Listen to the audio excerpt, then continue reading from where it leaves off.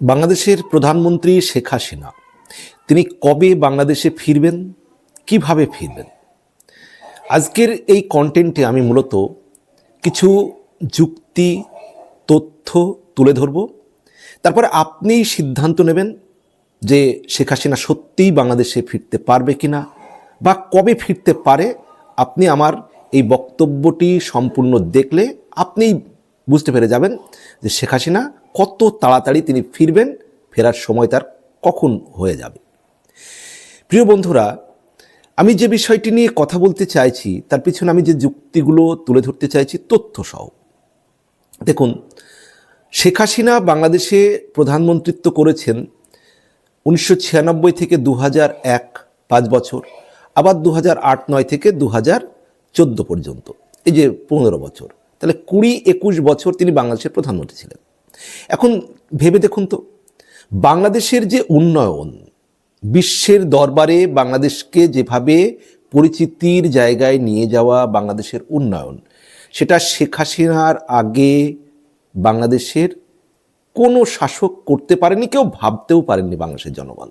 মানে বাংলাদেশের দরিদ্র মানুষের উন্নয়ন থেকে গ্রাম বাংলায় বিদ্যুৎ পৌঁছে দেওয়া, মেট্রো রেল, পদ্মা সেতু, মানে ব্যাপক উন্নয়ন। এবার যদি বলি কিছু অভিযোগ নেই দুর্নীতির, তার যারা নেতা কর্মীদের বিরুদ্ধে অবশ্যই রয়েছে, ভুল রয়েছে, ত্রুটি রয়েছে, কিছু দুর্নীতির অভিযোগ রয়েছে, কিন্তু বাংলাদেশের যে উন্নয়ন তিনি ঘটিয়েছেন, সাধারণ মানুষকে যেভাবে তিনি সহযোগিতা করেছেন, তার সরকার যেভাবে মানবিক মুখ দেখিয়েছে অসহায় গরিব মানুষের প্রতি, ভ্যানওয়ালা, রিক্সাওয়ালা, গরিব মানুষ বিভিন্ন যে ভাতা পেয়েছেন, এর ফলে বাংলাদেশের একটা বড় অংশের মানুষ মানে মন থেকে তারা আওয়ামী লীগের সমর্থক এবং তারা চান যে শেখ হাসিনা ফিরুক, আবার বাংলাদেশের ক্ষমতায় বসুন। এবার যদি ধরি, তাহলে রাজনৈতিক অভিজ্ঞতার দিক থেকে শেখ হাসিনার সমপর্যায়ে কেউ নেই বাংলাদেশের, মানে কেউ নেই। এই যে 20 বছর প্রধানমন্ত্রী, আবার শুধু 20 বছর প্রধানমন্ত্রী নন তিনি, শেখ হাসিনা 1981 সালে আওয়ামী লীগের সভানেত্রী হন। এখনও স্টিল নাও তিনি বাংলাদেশ আওয়ামী লীগের, মানে বাংলাদেশ আওয়ামী লীগের সভানেত্রী হয়েছিলেন 1981 সালে, এখনও তিনি বাংলাদেশের আওয়ামী লীগের সভানেত্রী। তাহলে এই যে 45 বছর একটা দলের সভানেত্রী, যাদের প্রায় 8 কোটির প্লাস মাইনাস সমর্থক, এত বড় একটা দলের 45 বছর সভানেত্রী, সেই এক্সপিরিয়েন্স, এই অভিজ্ঞতা কারোর রয়েছে? কাউকে আপনি পাবেন না। যে গণতান্ত্রিক ব্যবস্থায় 20 বছর প্রধানমন্ত্রী এবং 45 বছর একটি দলের তিনি সভানেত্রী, যে দলের 8 কোটির উপরে নেতা কর্মী সমর্থক রয়েছে, তাহলে তার এক্সপিরিয়েন্স, তার দক্ষতা, তার যোগ্যতা প্রশ্নাতীত। বাংলাদেশে ধারে কাছে শেখ হাসিনার কাছাকাছি কেউ নেই। এবার যদি দেখি যে শেখ হাসিনার দল উন্নয়ন যেটা করেছে, বাংলাদেশের সাধারণ মানুষ থেকে বাংলাদেশে আওয়ামী লীগের যারা বিরোধী, শেখ হাসিনা যারা বিরোধী, তারাও জানেন যে আওয়ামী লীগ উন্নয়ন করেছে। কিন্তু আওয়ামী লীগ বিরোধীদের প্রশ্ন কি?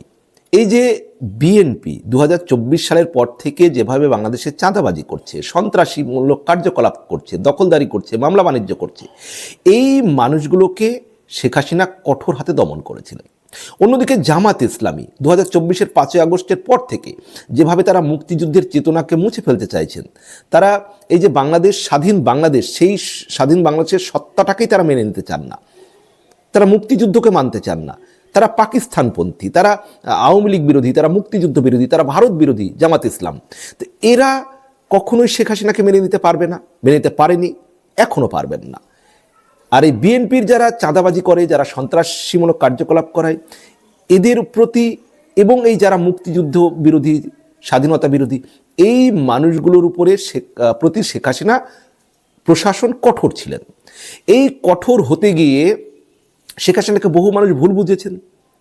তার যে কঠোর শাসন ব্যবস্থা, বিভিন্ন মানুষকে যেভাবে জেলে রেখেছেন, তিনি শাস্তি দিয়েছেন, এতে শেখ হাসিনার প্রতি একটা মানুষের ভুল ধারণা হয়ে গিয়েছিল।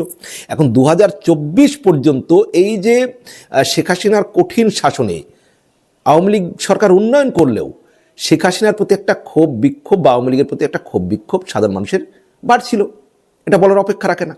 এখন যদি দেখি সেই বাড়ার জায়গাটা কোন জায়গায় পৌঁছেছিল, দেখুন বাংলাদেশে আওয়ামী লীগের যদি দেখি আমরা প্রায় 50% সমর্থক, তার যে জোট সঙ্গী দিয়ে আওয়ামী লীগের 50% সমর্থক সব মিলিয়ে। অন্যদিকে বিএনপির প্রায় 35 থেকে 40%, মানে 35-40% সমর্থক সব মিলিয়ে। আর জামাত, এনসিপি, অন্যান্য দল ধরলে আরও 10% ধরুন। এবার এই যে 50% আওয়ামী লীগের সমর্থক, তার মধ্যে যদি দেখো হার্ড সমর্থক আওয়ামী লীগের হচ্ছে 30%, আর 20% মানুষ আওয়ামী লীগকে শুধুমাত্র সমর্থন করেন। বিএনপির ক্ষেত্রেও তাই। বিএনপির ক্ষেত্রে আপনার ওই তাদের যে 35-40% সমর্থক, তার মধ্যে 15-20% হার্ড সমর্থক, বাকি 15-20% লোক এমনি সমর্থন করেন বিএনপিকে। এখন এই আওয়ামী লীগের যে 50% সমর্থকের মধ্যে 30% সমর্থক তারা 2024 সালের 5ই আগস্টের আগেও তারা কঠোরভাবে আওয়ামী লীগের প্রতি আস্থাশীল ছিলেন।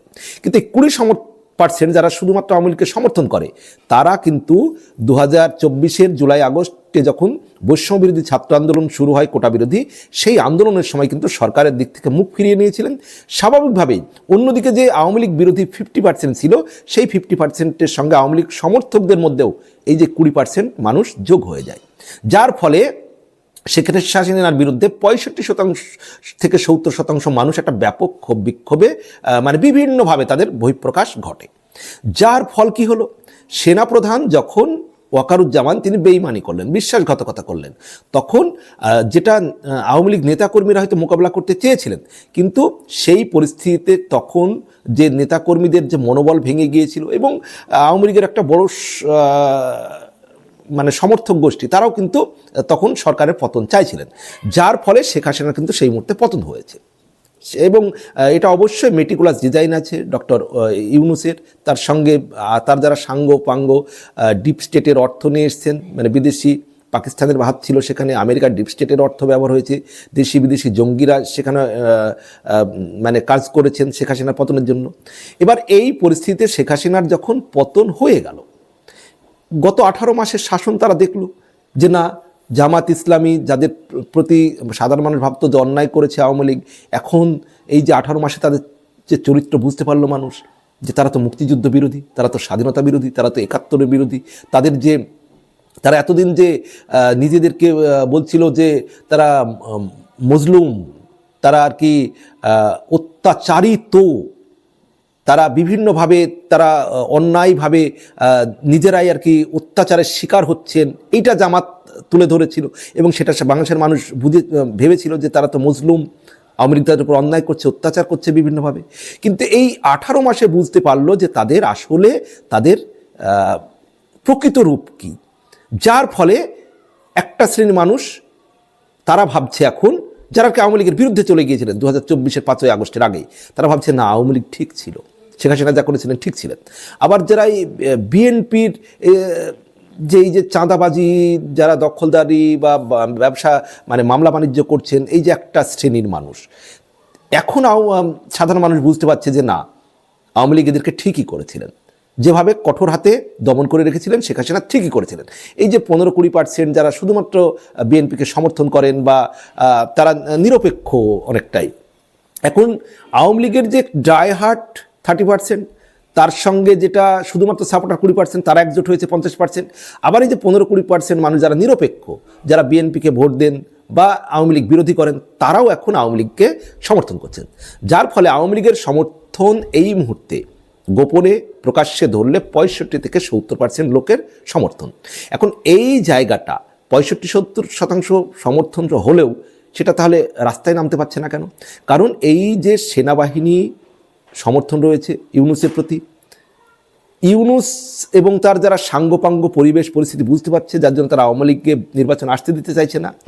সেনাবাহিনী এই নির্বাচন যেটা হতে যাচ্ছে হবে কি কোনো গ্যারান্টি নেই, নিশ্চয়তা নেই, যেটা 12ই ফেব্রুয়ারি হওয়ার কথা, হওয়ার সম্ভাবনা খুব কম, কিন্তু যদি হয়ে যায় তারপরে সেনাবাহিনী ব্যারাকে ফিরে যাবে, দেশি বিদেশি চাপ পড়বে। এই যে আওয়ামী লীগকে ছাড়া নির্বাচন হচ্ছে, এই নির্বাচন গ্রহণযোগ্যতা পাবে না যতক্ষণ অংশগ্রহণমূলক নির্বাচন না হচ্ছে। তখন এই যে সেনাবাহিনী যাহা ফিরে যাবে, নির্বাচন হলেও আওয়ামী লীগকে ফেরাতে হবে, এই নির্বাচন না হলেও আওয়ামী লীগকে ফেরাতে হবে। নির্বাচন যদি না হয়, একটা অংশগ্রহণমূলক নির্বাচন করে আওয়ামী লীগকে ফেরাতে হবে। আবার নির্বাচন যদি হয়ে যায়, যখন একটা সরকার, যে কেউ সরকার আসলো, ধরুন বিএনপি বা জামাত ইসলাম, তারপরে এই যে বিএনপি ক্ষমতা আসলে জামাত ইসলাম আন্দোলন করবে, সেই সঙ্গে আওয়ামী লীগ, আবার যদি জামাত ইসলামী ক্ষমতায় আসে তাহলে বিএনপি এবং আওয়ামী লীগ, সেই সরকার টিকতে পারবে না, বাধ্য হবে এবং বিশ্বের চাপ পড়বে। এবং ভারত আওয়ামী লীগকে এবং শেখ হাসিনাকে ফেরানোর জন্য যা যা করার করবে, কিন্তু সেই পটভূমিতে বাংলাদেশের মানুষকেই তৈরি করতে হবে। আর সেটা পরিবেশ পরিস্থিতি বাংলাদেশে 80% হয়ে গিয়েছে। এখন এই নির্বাচন হলেও আওয়ামী লীগ ফিরবে, মানে না হলেও আওয়ামী লীগ ফিরবে।